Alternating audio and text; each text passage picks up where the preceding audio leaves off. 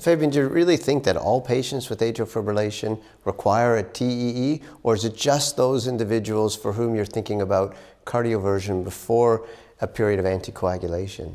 Okay, very good question. In our department, most patients that come in with atrial fibrillation, we try to offer them some sort of therapy for it, either cardioversion or electrophysiology.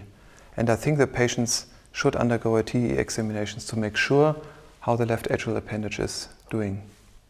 But not only the flow is important, also the morphology of the left atrial appendage is important. In this CT study, the authors have found out certain specific types of left atrial appendage forms: the cactus form, the chicken wing form, the windstalk form, and the cauliflower form. And why is this important? Because the stroke risk depends on the form of the left atrial appendage.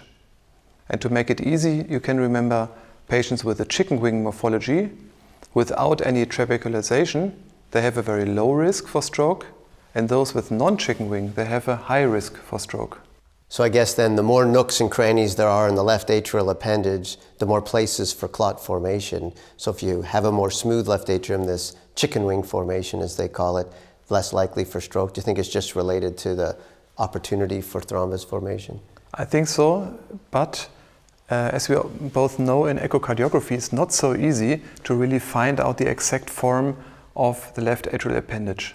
So maybe the improvements in our scanners, maybe in future we can tell something about a chicken wing or non-chicken wing morphology by echocardiography. I mean, I guess it's an interesting intellectual thing, but do you actually use the anatomy of the left atrial appendage in clinical decision making?